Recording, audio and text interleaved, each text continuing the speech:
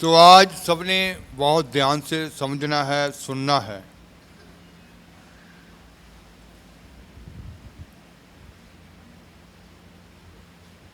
पढ़ेंगे रोमियों की पत्री 14 बाब 10 आयत से 12 आयत तक।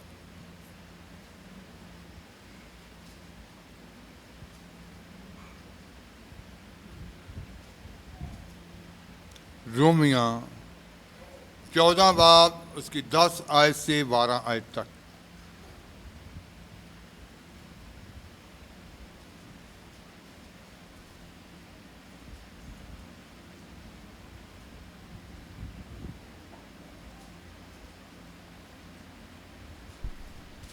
पर तू अपने भरा उत्ते काहनू दोष लाउंदा है, अथवा फिर तू अपने भरा नूं क्यों तुच्छ जानदा है?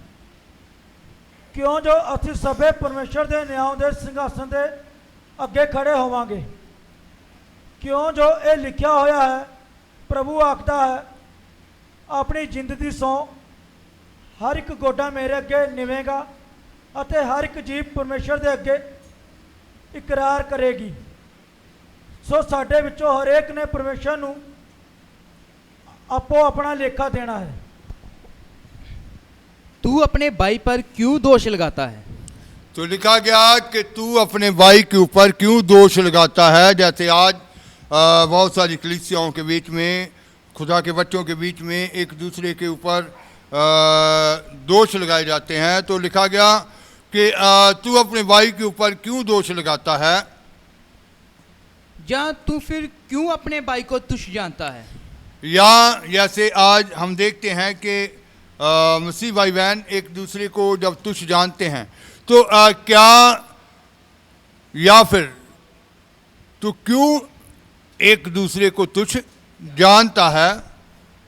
हम सब के सब परमेश्वर के न्याय सिंहासन के सामने खड़े तो होंगे। लिखा गया कि हम सब के सब परमेश्वर के न्याय सिंहासन के सामने क्या होंगे? खड़े होंगे।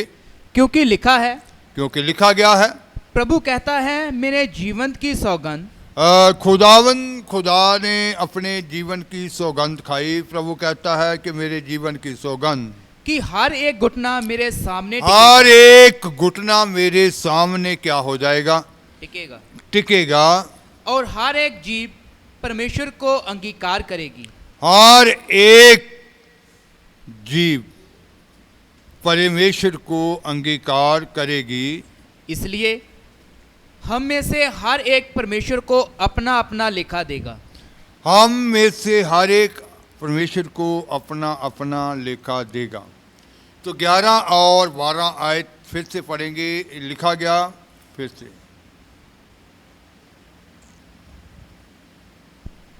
क्योंकि लिखा है, प्रभु कहता है, मेरे जीवन की सौगंध कि हर एक घुटना मेरे सामने टिकेगा। हर एक घुटना मेरे सामने झुक जाएगा, मेरे सामने टिकेगा। और हर एक जीभ परमेश्वर को अंगीकार करेगी। हर एक जीव परमेश्वर को क्या करेगी? अंगीकार करेगी। इसलिए हम में से हर एक परमेश्वर को अपना अपना लेखा देगा। तो इसलिए हम में से हर एक परमेश्वर को अपना अपना लेखा देगा। इन बातों को समझने के लिए हम पहले अपने आप से ये सवाल करेंगे कि ये सवाल है कि हमने परमेश्वर के पुत्र के साथ क्या किया? क्या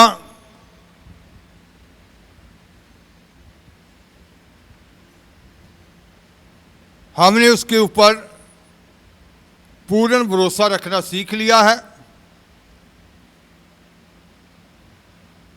क्या हमने उसके ऊपर पूरा विश्वास करना सीख लिया है? क्या हमने उससे प्यार करना सीख लिया है?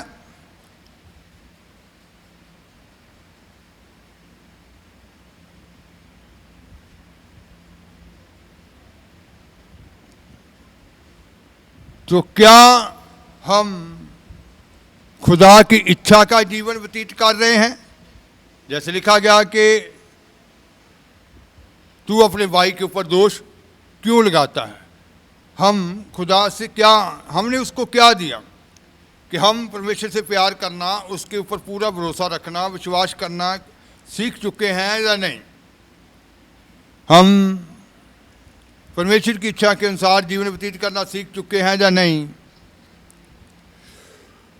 तो बाइबल में लिखा गया है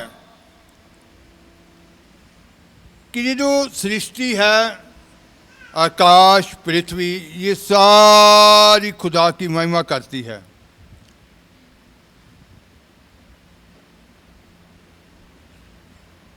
इंसान के बारे में लिखा गया कि खुदा इस इंसान से भी, मानव जाति से भी चाहते थे कि ये भी खुदा की महिमा करे। लेकिन रोमिया 3 बाब उसकी 23 आयत जब हम पढ़ते हैं, वहाँ लिखा पढ़ेंगे,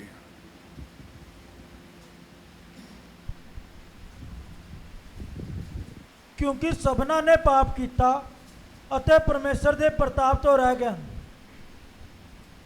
इसलिए कि सब ने पाप किया है, इसलिए कि सब ने ही पाप किया है और परमेश्वर की महिमा से रहित हैं। परमेश्वर की महिमा से रहित हैं। सब ने पाप किया है, परमेश्वर की महिमा से रहित हैं। वजन 57 बाब उसकी 1 आयत में लिखा है, पढ़ेंगे,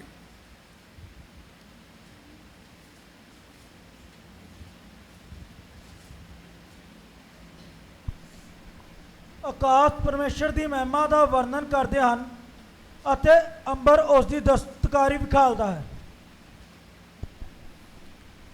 आकाश परमेश्वर की महिमा का वर्णन कर रहा है और आकाशमंडल उसकी हस्तकला को प्रकट कर रहा है।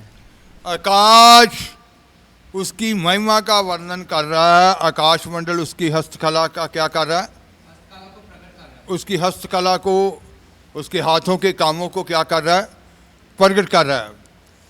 तो ये आकाश, पृथ्वी, ये सारे खुदा की महिमा करते हैं। तो इंसान जो है, इंसान से भी खुदा की महिमा होनी चाहिए। इस इंसान से भी खुदा चाहते हैं कि ये उसकी महिमा करे। पृथ्वी, सूर्य, चंद्रमा, सितारे और ये सारा कुछ उसकी महिमा करते हैं। जो आकाशमंडल उसकी हस्तकला को क्या करते हैं, प्रकट करते हैं, जो उसके हाथों के कामों को प्रकट करते हैं। तो हम भी उसके हाथों की बनाई हुई रचना है। तो क्या हमारे जीवनों के द्वारा उसको महिमा मिल रही है? क्या हम अपने जीवन के द्वारा उसको महिमा दे रहे हैं?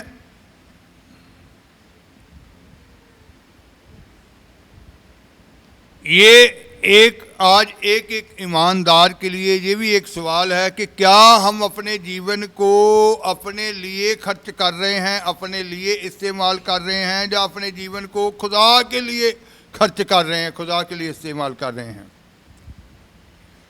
क्योंकि ये जो जीवन है, एक दिन खर्च होते होते क्या हो जाएगा, ख़त्म हो जाएगा। क्या इसको हम अपने लिए ही इस्तेमाल कर रहे हैं, खर्च कर रहे हैं, या खुदा के लिए? क्या हम पाप के धोखे में फंसकर, जो धीरे से, आहिस्ता से, सहजे से हमें फंसा लेता है, जैसे इब्रानियां 12 बाब उसकी 1 आयत में लिखा है, पढ़ेंगे,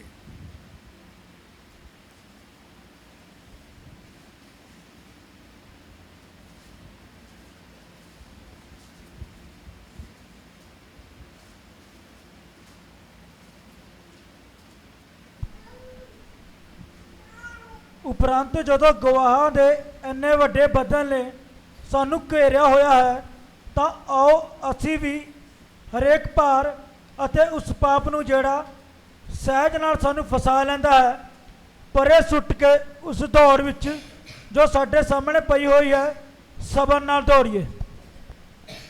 इस कारण जबकि गवाहों का ऐसा बड़ा बादल हमको घेरे हुए है, इसलिए कि जब गवाहों का बड़ा बादल ऐसे हमें घेरे हुए है, तो आओ हर एक रोकने वाली वस्तु हर एक रोकने वाली वस्तु और उलझाने वाले पाप को उलझाने वाले पाप को दूर करके वह दौड़ जिसमें हमें दौड़ना है धीरज से दौड़े।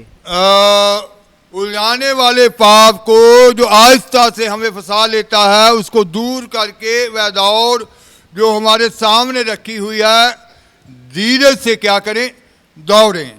तो इसका मतलब है कि जिस दौड़ में दौड़ने के लिए हम बुलाए गए हैं तो आहिस्ता से फंसाने वाले पाप जो है सहजे से क्या हम अपने जीवनों के द्वारा उसको महिमा दे रहे हैं या नहीं दे रहे।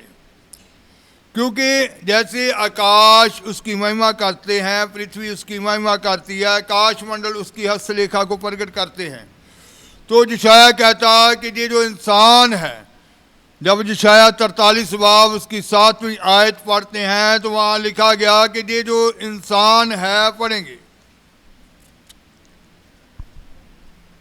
ਹਰੇਕ ਜੋ ਮੇਰੇ ਨਾਮ ਤੋਂ ਸਦਾਉਂਦਾ ਹੈ, ਜਿਹਨੂੰ ਮੈਂ ਆਪਣੇ ਪ੍ਰਤਾਪ ਲਈ ਉਤਪੰਨ ਕੀਤਾ, ਜਿਹਨੂੰ ਮੈਂ ਸਾਜਿਆ, ਹਾਂ ਜਿਹਨੂੰ ਮੈਂ ਬਣਾਇਆ। 7 है 43 यशायाह 43 बाब उसकी 7। हर एक को जो मेरा कहलाता है, हर एक को जो मेरा कहलाता है, जिसको मैंने अपनी महिमा के लिए सिरजा। किस लिए सिरजा है? अपनी महिमा के लिए। ये आकाश सिरजे गए हैं खुदा की महिमा के लिए। ये आकाश मंडल उसकी हस्तलेखा को प्रकट कर रहे हैं उसकी महिमा के लिए। ये सारे उसकी महिमा करते हैं। तो आज खुदा का कलाम, खुदा का वचन आज के इंसान को, आज के नौजवानों को, आज के उस सभी उसके जो उसके नाम के कहलाते हैं, जो घराने, जो परिवार, जो वंशित उसके कहलाते हैं, उसके नाम के कहलाते हैं, जो उसके बुलाए गए लोग हैं, जो चुने हुए लोग हैं। तो खुदा का वचन कहता है, फिर से पढ़ेंगे, हर एक को जो मेरा कहलाता है, हर एक को जो मेरा कहलाता है, जिसको मैंने अपनी महिमा के लिए सिरजा। तो इसका मतलब है कि खुदा की महिमा के लिए ही हमारी सृजना हुई है। हम खुदा की महिमा करने के लिए ही सृजे गए हैं। हाँ जी, जिसको मैंने रचा और बनाया है। जिसको मैंने ही रचा है और बनाया है। इसका मतलब है कि हम सबको खुदा ने ही रचा है, हम सबको खुदा ने ही बनाया है। तो अगर हम सबको खुदा ने अपनी महिमा के लिए रचा है, खुदा ने अपनी महिमा के लिए बनाया है, तो फिर हमारे जीवनों से खुदा की महिमा ही प्रकट होनी चाहिए। तो अलग अलग तरीके हैं खुदा की महिमा को प्रकट करने के। हमारे जीवनों के द्वारा कैसे खुदा की महिमा होती है, वो अलग अलग तरीके हैं।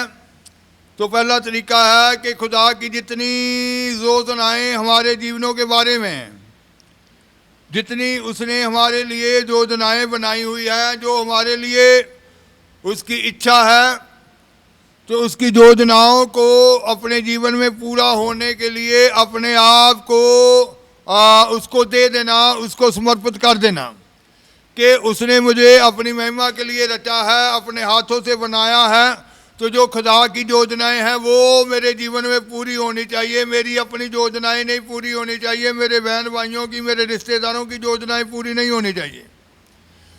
तो आज कितने जवान, नौजवान, जो कितने चुने हुए खुदा के लोग हैं, तो खुदा की महिमा के लिए हैं, लेकिन बहुत सारे लोग संसार के जाल के बीच में फंसे हुए हैं, धोखे के जाल के बीच में फंसे हुए हैं, जिनके ऊपर उनके परिवारों का, रिश्तेदारों का, जहाँ ऐसे दबाव हैं जिसके कारण वो जैसे हम पढ़ कर आए हैं कि वो परमेश्वर की महिमा से क्या हो गया, रहित हो गया। इसलिए कि सब ने पाप किया और परमेश्वर की महिमा से क्या हो गए, रहित हो गए। तो क्या हम देखते हैं कि हमें खुदा ने चुना हुआ है अपनी महिमा के लिए, तो हमें वो पाप ने कहीं अपने जाल में तो नहीं फंसाया हुआ, हम उस पाप के धोखे में तो नहीं है, हम एक दूसरे के ऊपर दोष तो नहीं लगा रहे। इसलिए कहा गया कि तू जो अपने भाई के ऊपर दोष लगाता है ना। फिर से वो 10 आयत को एक बार फिर पढ़ेंगे।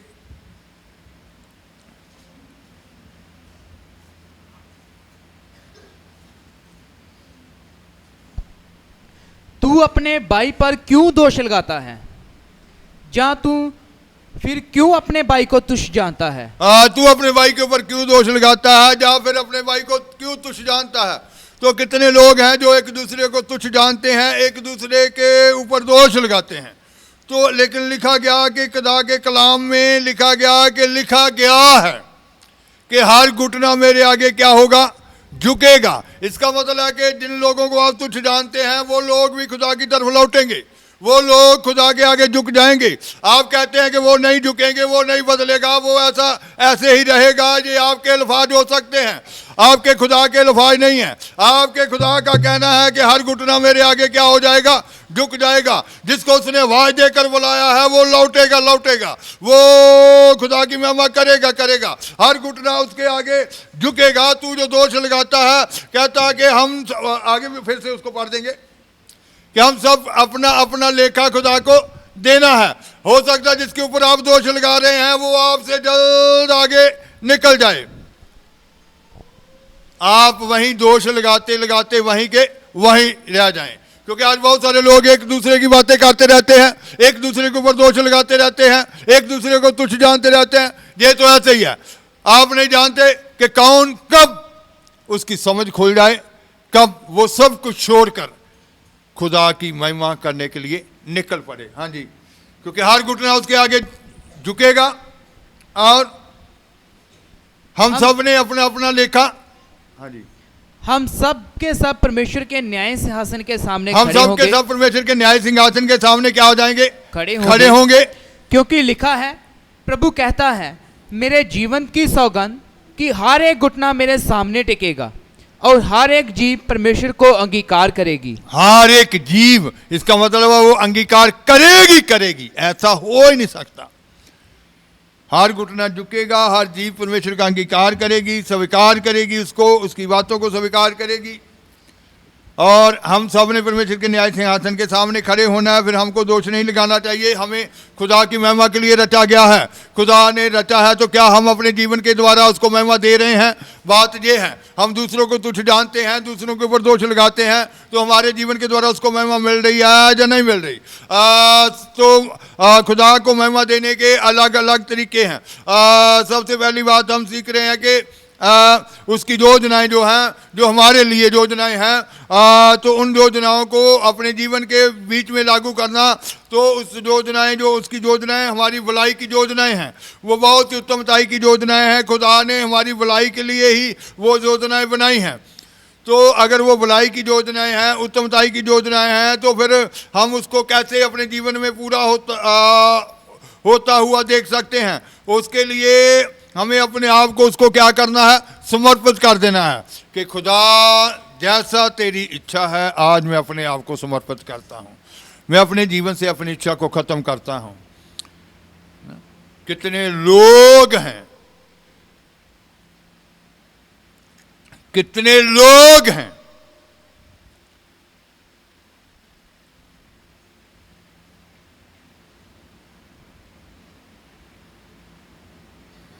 कि जिन बड़े बड़े ओहदों के ऊपर होते हैं, बड़ी बड़ी ऊंचाइयों के ऊपर होते हैं, खुदा कहता है ये सब छोड़ दे, और वो सब छोड़कर खुदा की महिमा के लिए निकल पड़ते हैं। कितने कितने खिलाड़ी, ऊंचे पद वाले लोग, वो सब खुदा की महिमा के लिए निकल पड़ते हैं। तो इसका मतलब है कि उसकी योजनाएं हमारे जीवन में पूरी हों, हम खुदा की महिमा के लिए हैं, तो हम अपने आप को समर्पित करके उसको महिमा दे सकते हैं। फिर दूसरा तरीका है कि दूसरा अलग अलग तरीके हैं। दूसरा तरीका जो है कि हम यीशु के लहू के ऊपर जब विश्वास करते हैं, तो यीशु की लहू की समर्थ को जब हम देख लेते हैं, तो बाइबल में लिखा गया, पहला यूहन्ना उसकी 1 बाब उसकी 7वीं आयत जब हम पढ़ेंगे।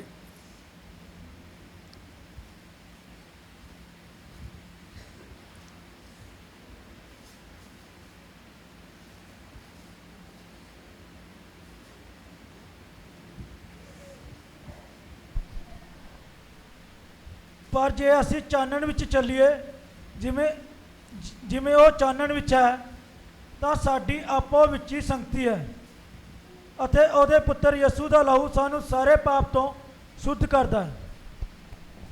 पर यदि जैसा वह ज्योति में है वैसे ही हम भी ज्योति में चलें, जैसा वह ज्योति में है वैसे हम भी ज्योति में चलें, चानन में चलें, तो एक दूसरे से सहभागिता रखते हैं। तो हमने ये देखना है कि अगर हम चानन में हैं तो ज्योति में हैं तो क्या हम ज्योति हमारे अंदर से प्रकट हो रही है या अंधकार, है ना। अपने अंदर से ज्योति ही दिखानी है, रोशनी ही दिखानी है। अंधकार की बातें हमारे होठों से नहीं निकलनी चाहिए, कमजोर करने वाली बातें हमारे होठों से नहीं निकलनी चाहिए। हम ज्योति में हैं तो उसके पुत्र का लहू हमें सब पापों से शुद्ध करता है। अगर हम शुद्ध हो चुके हैं, उसके पुत्र के साथ हमारी संगत है, अगर यीशु के साथ हमारी संगत है तो फिर हम क्या है, चानन है, चानन में है। तो फिर हमें महिमा देनी है तो अपने जीवन के द्वारा, अपनी बातों के द्वारा, अपने चाल चलन के द्वारा हमें चानन ही प्रकट करना है, ज्योति ही प्रकट करनी है।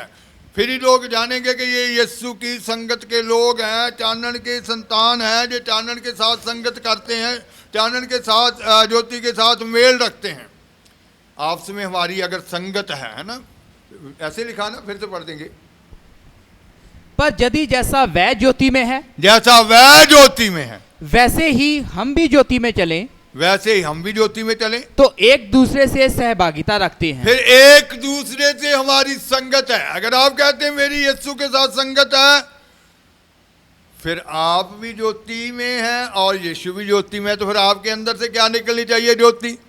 आपके अंदर से अंधकार की बातें निकल रही हैं, या झूठ निकल रहा है, या और तरह तरह की गलत बातें निकल रही हैं, तो फिर आप दूसरों के ऊपर कैसे दोष लगा सकते हैं, फिर आप दूसरों को कैसे तुच्छ जान सकते हैं।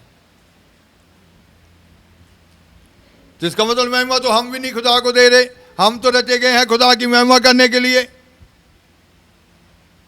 क्योंकि खुदा ने कहा कि मैंने आपको सिरजा है अपनी महिमा के लिए। तो हमारे जीवनों के द्वारा उसकी महिमा प्रकट होनी चाहिए। अगर अंबर, आकाश, ये तारा, आकाश मंडल उसकी महिमा प्रकट कर रहे हैं, जो पृथ्वी सारी कायनात उसकी महिमा प्रकट कर रही है, तो हम भी उसकी महिमा के लिए ही हैं। तो यीशु के लहू की समर्थ को जब हम पहचान जाते हैं, उसकी संगत को पहचान जाते हैं कि कैसे पाक लोग होते हैं, कैसी संगत होती है, तो फिर हमें अपने जीवन से वो संगत दिखानी है। हमें वो दिखाना है कि हम यीशु के साथ उसकी सहभागिता में हैं। हमारे अंदर से वो रोशनी और रोशनी की बातें निकलनी चाहिए। हमारे अंदर से वो सारी बातें निकलेंगी, तभी खुदा के नाम को क्या मिलेगी, महिमा मिलेगी। फिर तीसरी बात जो है कि हम हमारे जीवनों द्वारा उसको महिमा मिले, हम एक दूसरे से मोहब्बत करनी है, प्रेम करना है। यीशु ने हमारे साथ प्रेम किया, ऐसा प्रेम किया, ऐसा प्रेम किया कि उसके मारने वालों को, उसके सताने वालों को उसने उनके लिए दुआ की। क्या है खुदा, ये नहीं जानते ये क्या कर रहे हैं, इन्हें क्या कर, माफ कर। आपके अंदर से दुआ निकलती है, जहाँ उसकी चुगली निकलती है, निंदा निकलती है, आपको कोई तुच्छ जानता है, आपके कोई विरुद्ध बोलता है, तो फिर आपके अंदर से वो प्रेम निकल रहा है या नहीं निकल रहा। अपने अपने जीवन के ऊपर ध्यान करना है कि कलीसिया के बीच में, संगत के बीच में, चर्च के बीच में क्या आप सबसे प्यार करते हैं, एक जैसा ही प्यार करते हैं, किसी के प्रति कोई नफरत नहीं, कभी किसी की चुगली तो नहीं की संगत में आकर, किसी के विरोध तो नहीं बोला, किसी की तुच्छ तो नहीं जाना, किसी के पाप को तो नहीं प्रकट किया। अभी फिर प्यार नहीं आया। अगर आप ऐसी कमियों में फंसे हुए हैं तो इसका मतलब अभी अंदर प्यार नहीं आया। यीशु का जो प्यार है, हम जब सबसे प्यार करेंगे, अपने सताने वालों से भी प्यार करेंगे, हमारे विरुद्ध बोलता है तो अंदर से खुशी जार होनी चाहिए, मोहब्बत निकलनी चाहिए, फिर हम उसको महिमा देने पाएंगे। कि हमारे जीवन के द्वारा हम गाते जरूर हैं, कितने लोग आते हैं मेरे जीवन से, वो क्या है, मेरे हाँ जी, गाएंगे कंतरा थोड़ा। हाँ, मेरे जीवन से यीशु तेरा नाम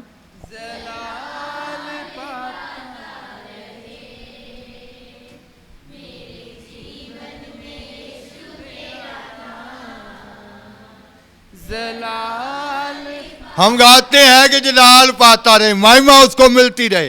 तो महिमा कैसे मिलनी है, जैसे आज हम ये बातें सीख रहे हैं कि हमारे द्वारा कैसे महिमा मिलनी उसको। तो मेरे जीवन के द्वारा यीशु को महिमा मिलनी चाहिए, क्योंकि हमारी सृजना ही उसकी महिमा करने के लिए हुई है। तो एक दूसरे से प्यार करना है, इलाही प्यार। जैसा यीशु ने हमसे प्यार किया और हमने भी वैसा ही दूसरों के साथ क्या करना है, प्रेम करना है, एक दूसरे से मोहब्बत करनी है। फिर चौथा तरीका जो है, चौथा महिमा देने का, वो है एक दूसरे की सेवा करनी। यीशु मसीह ने भी क्या कहा था कि मनुष्य का पुत्र सेवा कराने नहीं, सेवा करने के लिए आया है।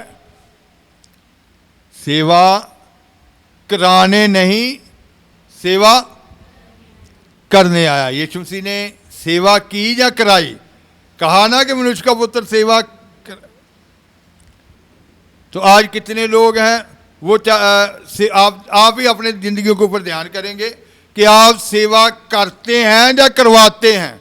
कुछ लोग तो ऐसे होते हैं कि वो कहते हैं कि पानी का गिलास भी कोई मुझको, उधर लंगर लगा हुआ है, कोई मुझको ले आके पकड़ा दे, तो है ना, खाना बना हुआ दूसरा मेरी प्लेट को उधर से लाकर मुझे पकड़ाए। अंदर कैसी भावना होनी चाहिए कि पहले मैं इनकी सेवा करूंगा, इनको खिलाऊंगा, बाद में मैं सबसे खाऊंगा, मैं इनकी सेवा करूंगा। सेवा करने वाला पहले अंदर मन होना चाहिए, सेवा करवाने वाला नहीं। तो जब हमारे अंदर वो मन आ जाएगा तो हम अपने जीवन के द्वारा क्या देंगे, महिमा खुदा को। क्योंकि लिखा गया कि आप एक दूसरे को अपने से क्या जानना है, उत्तम जानना है।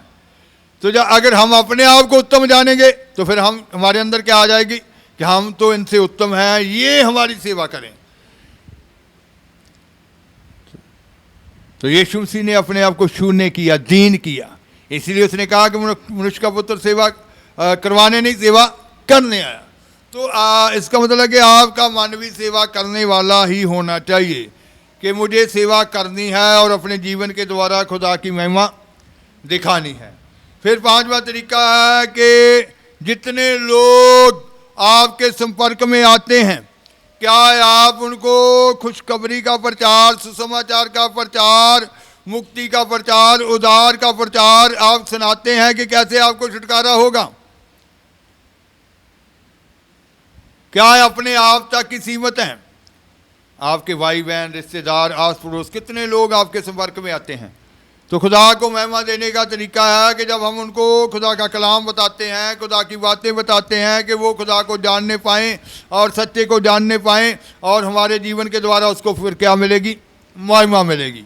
तो आज हमारे जीवन के द्वारा उसको महिमा मिलनी चाहिए।